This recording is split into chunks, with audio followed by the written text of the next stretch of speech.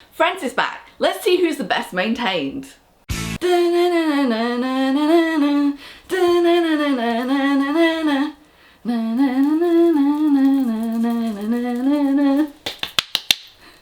not too many.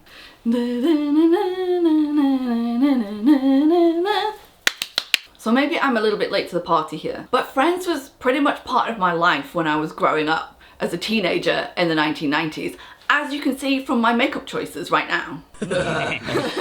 But while some of the themes from Friends have aged... Real American hero, I'm G.I. Joe. Drop the bar, drop the bar. It's not that, I just don't want to be stuck here all night with your fat sister. Oh, I'm getting all misty here. There are some individuals on the show who look timeless. And this video is all about me talking about how they've aged. Let me set the scene. It's 1994. I'm in high school. The Lion King comes out. Amazing. Forrest Gump is released. Problematic themes now. Boyz II Men was big in the charts. Hey Siri, play Boyz II Men, I'll Make Love to You.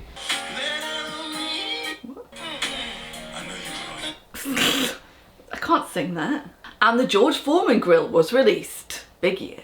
Very big year. Literally everybody that I know was getting the Rachel haircut or wanting to look like Uma Thurman out of Pulp Fiction. Obviously I had the Rachel because I do not have the jawline for the Uma Thurman haircut.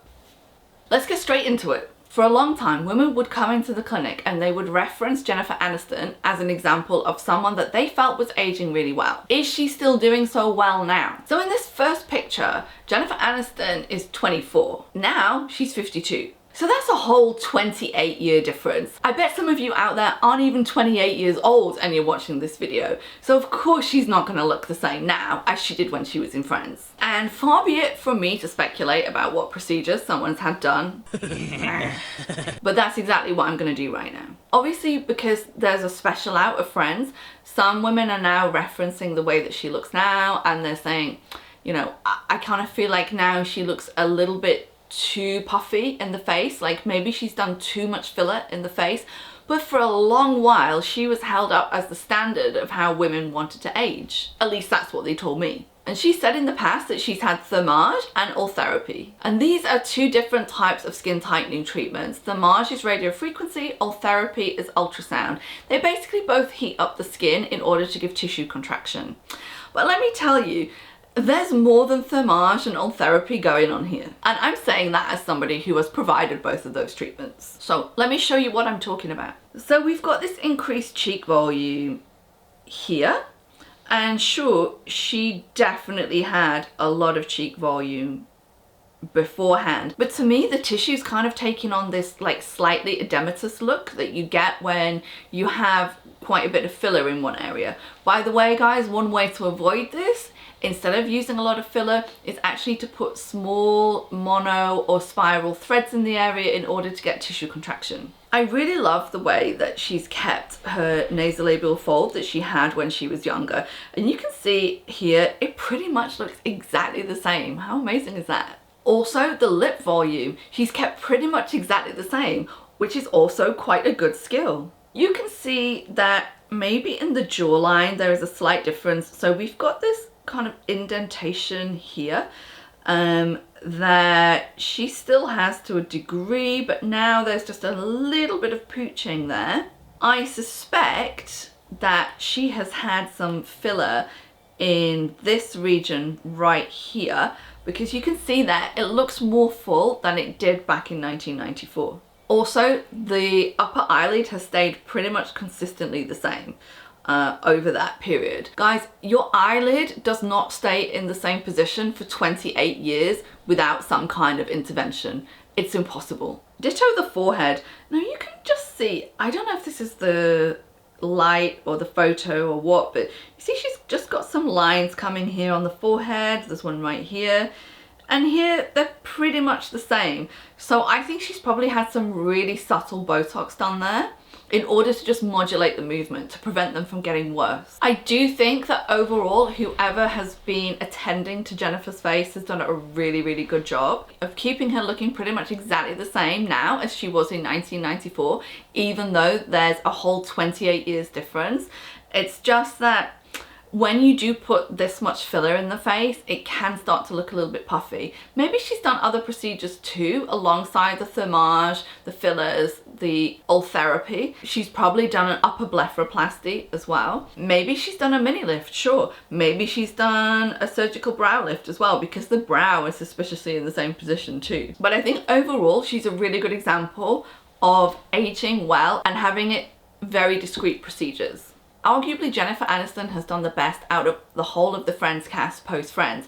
So she was in films such as Horrible Bosses, which by the way was really funny, He's Just Not That Into You, Horrible Bosses 2, the sequel, Love Happens, and of course the classic Marley and Me. Next up we've got David Schwimmer, who was literally nobody's crush back in 1994, but he is arguably aging the best out of the men from Friends. David Schwimmer, 28 in 1994, 54 right now. So we have about a 27-year difference between these photos. What I like about David Schwimmer is he's obviously not had a particularly hard paper round, like for example, Chanand LeBlanc. So, you know, I don't even know if he's really done anything, or this is just due to him having a really good diet and lifestyle. There's a possibility that he may have done his eyelids. Now, I know that the angle here is a little bit different, but if you look at the amount of upper lid show between now and then, you can see that it's about the same.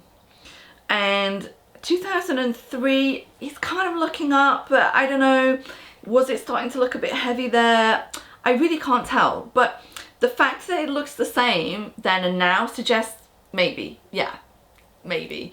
You can't age for 27 years and have your eyelid position in exactly the same place. It says online that he's maybe done his nose, maybe he's done a facelift. So he's 54, the jawline, it does look kind of suspiciously good, I think, for a man who's 54.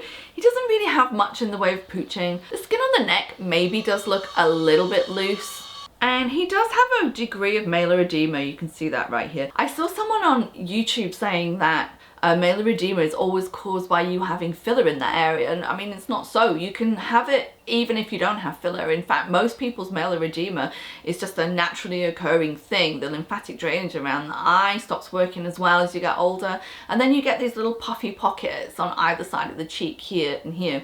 And of course, if you have filler, because hyaluronic acid will absorb water, it can make that look a little bit worse. One thing that I will say about him is the hair. Look at this. Ross's hair was always his crowning glory, and I do feel like we are just starting to thin a little bit there. What I will say about David Schwimmer is he's done exceptionally well not to give in to the temptation to go too overboard. Out of the men, David Schwimmer has arguably done the best post Friends. So he was of course in Band of Brothers, and he also had a stint advertising Lloyd's TSB here in the UK. Smelly cat, smelly cat. Lisa Kudrow, aka Phoebe, was the oldest cast member in Friends at the ripe old age of 31. She's 58 now, and I think she's the only female cast member from Friends that doesn't seem to have had any kind of surgical or non-surgical intervention. I mean, maybe she experimented with Botox at one point, maybe she did a little bit of filler, but really she's kept it super natural, preferring instead to embrace the decaying, aging process naturally. And she has famously said that she's too afraid to have any kind of plastic surgery or Botox. And may I say, what a smashing natural nose Lisa Kudrow has. People literally ask for that. It looks great. And guys, this is what 58 and natural, or at least largely natural, looks like. So when Jodie Foster and Demi Moore, who are also 58, are maybe a little bit shy about talking about their cosmetic interventions, I would just have in the back of your mind that your 58-year-old grandma probably looks a bit more like Lisa Kudrow than these guys. Check out this 2003 picture of her at 40 years old. She looks amazing, amazing. And it seems like she's got to this point with little to zero intervention. Listen, I'm 40 this year. I wish I looked like that with little to zero intervention. I don't even look like that now. Just a late stage millennial trying to do their best. How you doing? No thanks. I'm not interested. Yeah.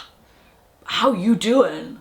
Yeah, look, sorry, I'm not keen. How you doing? Okay, this was not cool back then and it's definitely not cool now. Matt LeBlanc, playing a character very much of his time, but how is he doing now? He was 27 when the show started. He's now 53. I think he's doing really, really well. Matt LeBlanc has said that he has not had any kind of cosmetic surgery. Do we believe him? I, for one, do not believe him. And the reason for why is, if you look at his jawline here, look at this. Look at that smooth little Joey curve there. And now we go a bit wider. I don't know, maybe he gained a little bit of weight there. Maybe he was working out a lot, but it does look a lot more pronounced than it did back in 1994. And then back we are here, nice smooth little Joey curve there again. As you know, you don't age 27 years and end up with a tight jawline like that with no intervention and no neck wattle, nothing. Shut up. Shut up. I need to film. So I think someone's telling a little porcupine there. I think his hairline is natural. You see he's receding a little bit here, which is just a natural consequence of aging. Maybe it shouldn't be though. aka Elon Musk.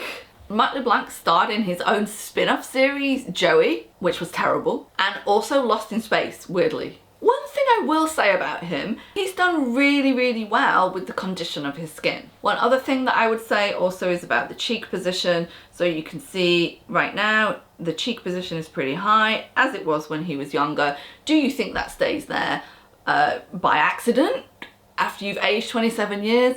No, you do not, because you've been watching this channel for some time and you know that this whole thing is based on a bed of lies. Do I think that the work he's had done is good, proportional and very natural looking? Yes, I do. Do I think that he is completely untouched? No, I do not. Do I think you should watch the spin-off series Joey? No, I do not. Courteney Cox, Monica, 30 in 1994, 57 now. I think she's done exceptionally well, apart from this little sketchy period around 2015 where everybody was literally dragging her for having too much filler in her face. And I gotta tell you, I do agree with them. And she was doing so well up until that point. And I think this can happen so often. You just kind of like lose sight a little bit of how you look. And you just keep having kind of more put in the face in order to try to stretch the skin out because you think that's going to get rid of lines and wrinkles and make you look better. But sometimes it just doesn't work, guys. You've got to take the whole thing out and go for some surgical intervention instead. Non-surgical stuff like fillers, they're just an adjunct, and sometimes people need to do the surgery in order to remove the excess skin because you just cannot do that non-surgically. It's impossible. They work together though. It's not like an either or situation like a lot of people think it is. Oh, I'm just gonna wait until I hit 55 and have a facelift, but I'm not gonna do anything in the interim. Really, are you sure you're not gonna do like some kind of skin improvement thing? You're not gonna get rid of your thread veins, or maybe work on your hyperpigmentation, maybe just, you know, remove some of the fine lines that you've got coming on there? No, absolutely not. I'm gonna look absolutely hanging for the next 20 years and then I'll just have it all cut off. I'll have it all cut off and hiked up because that way I look really natural, because that way I'm saving money, because that's how I want to do it. So you want to look bad for like 15-20 years and then suddenly look really good afterwards, but your skin's still going to be bad. You do get that, right? Yeah, I don't care. Don't care. So let's talk specifics. This is what I'm talking about right here. So it's this, isn't it? It's this here. Too much in the lip as well. Everything's kind of been stretched out, overfilled. So what I think she's done is she's just taken it all out and started from scratch. This is a really difficult thing for patients to have done because they're kind of used to looking in a certain way, and then you suddenly come along, you inject some highlight, you get rid of all the filler that's in there, and they're like, oh my God, who is that monster in front of me? I do not recognize you. Where did you come from? Well, it's you. It's you, bitch. It's you. That's what you would look like without all the years of having the injections done. And furthermore, when people say, oh, the highlights ruined my face, it's because you've been having fillers done for like 15, 20 years.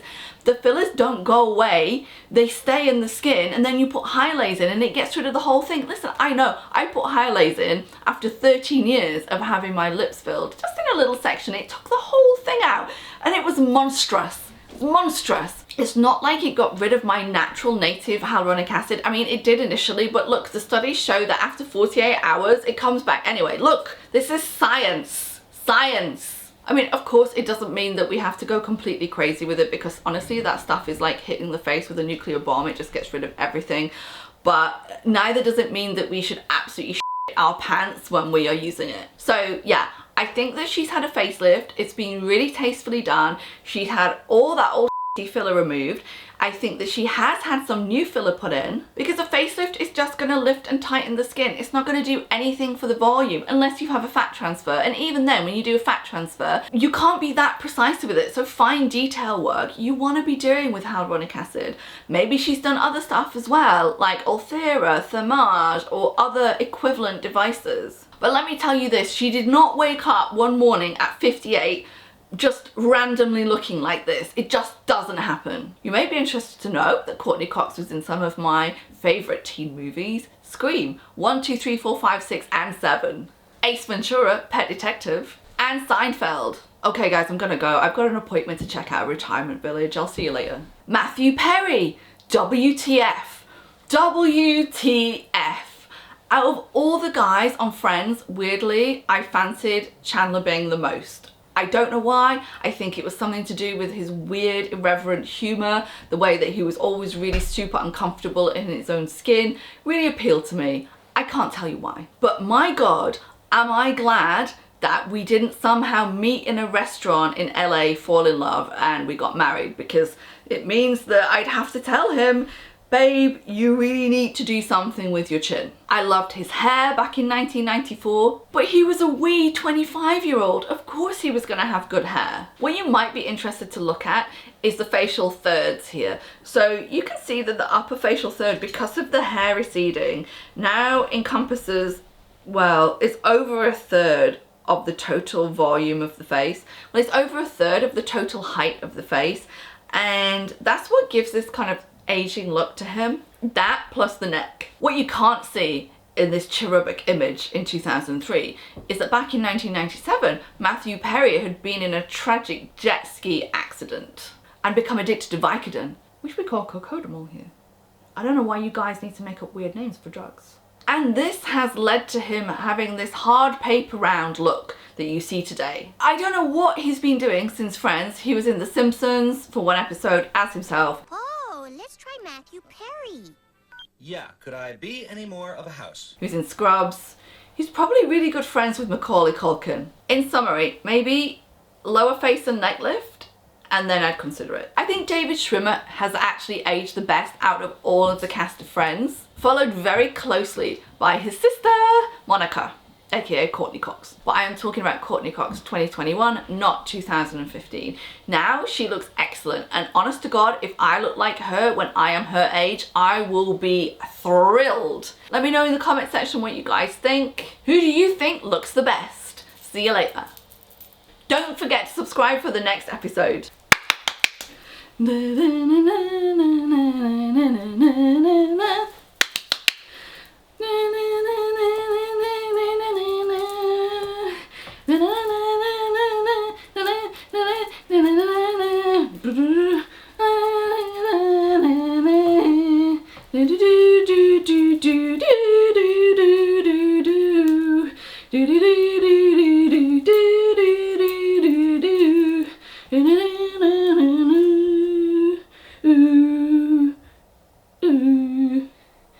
You can see why I was not in the choir at school, can't you?